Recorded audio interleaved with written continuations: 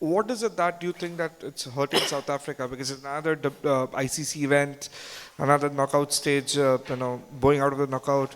What do you think was a factor that went against you guys today? Was it that like the last 10 overs, that the amount of run New Zealand scored, or was it?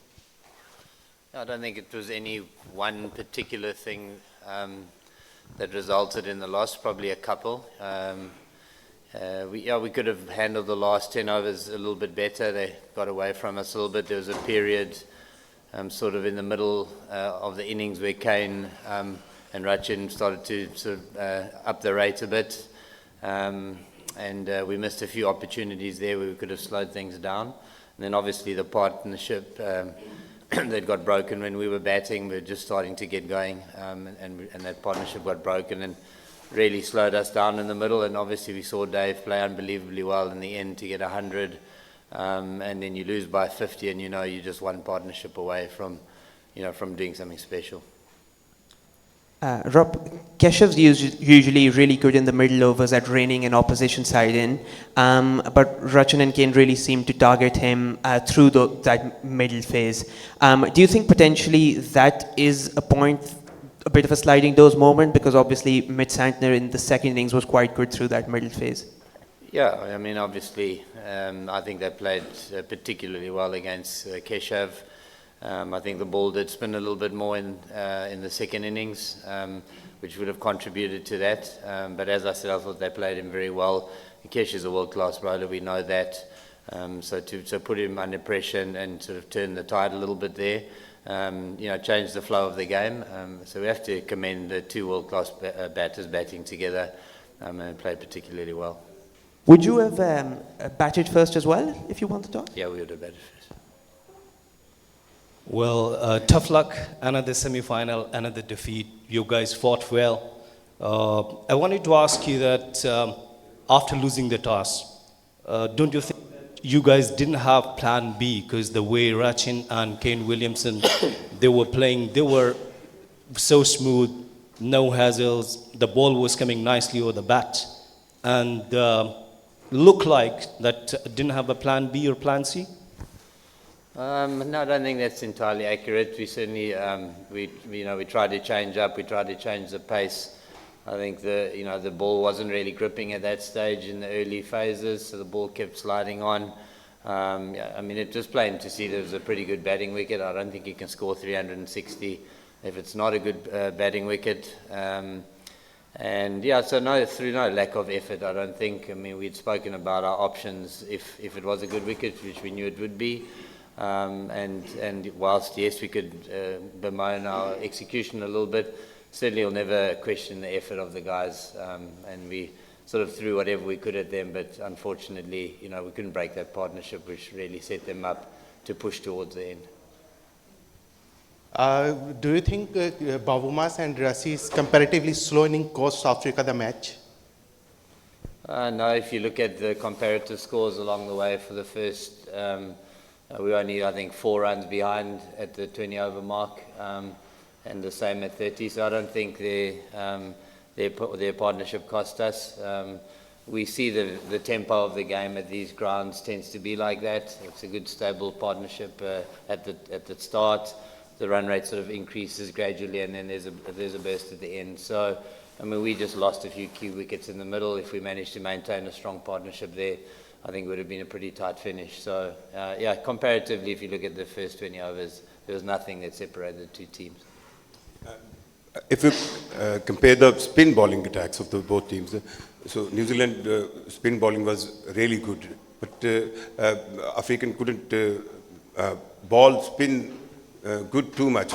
So, is it only the toss factor that the second bowling was supposed to be good in spin spell, or you feel that New Zealand's spin attack was good rather than Africans? I mean, I think you have to acknowledge the black cap spinners have bowled well for the whole competition thus far. Michael Bracewell sort of slides under the radar, but I think it was just 2 games ago that he bowled 10 overs for 24, took 4 wickets. So, and then Mitch Santner is a quality operator. So, I mean, the two of them working together, Mind you, their run rates were still up there. The ball did spin a bit more though in the second innings, no doubt about that. And so, a bit of conditions, but also hats off to their quality as well.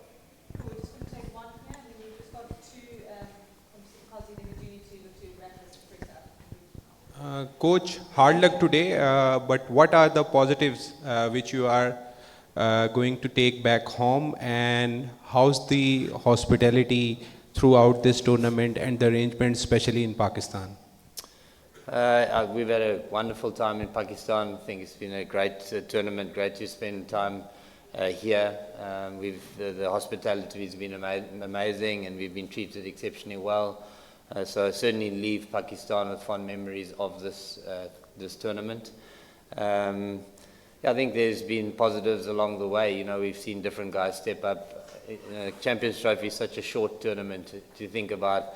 We actually only played 2 games to get to the semis. It feels like we've been here a while and we've only played 2 matches. So I think as a team we played really well today. It wasn't our best day out there. We acknowledge that, and we're upfront with that.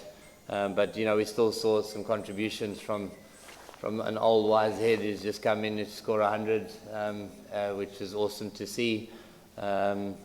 Rassie van Dussen again was outstanding, 3 consecutive 50s in the competition.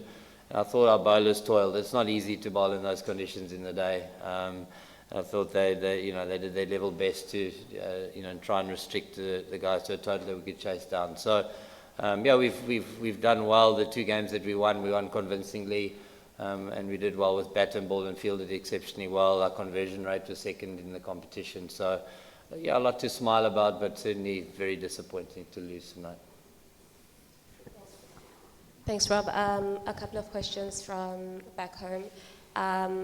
What do you think the team has done right in this tournament so far in terms of building up towards 2027? And what do you think those lessons are going forward? Excuse me. I think I've just answered it then. In the wins, we managed to put some significant partnerships together. We had guys contributing significantly with the bat. From a bowling point of view, I think our biggest development was our accuracy. We were able to be very accurate as a seam unit, and that's something that we've been working really hard on. Every game we play is a learning opportunity, and we just keep trying to take the little lessons. Today is a hard lesson. You feel it a little bit more because it's the end of a campaign, but we certainly continue to keep learning from things, little bits here and there that we can do better. We're still evolving as a team, there's no doubt in my mind. 2.5 years to 2027, and that's the eyes on the prize.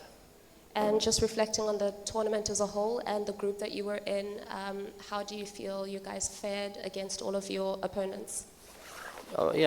People I think referred to our pool as a pool of death because of the strength of the competition in it. We saw Afghanistan beat England and play exceptionally well. Australia, obviously, the other side to get through. We really missed not playing them in our second game. I think that would have been an excellent competitive match there, but we did what we had to do in the 2 games in the pool rounds, I think, and won convincingly well and played some seriously good cricket. So it was just a bad day to have a bad day today. Thanks very much, Rob.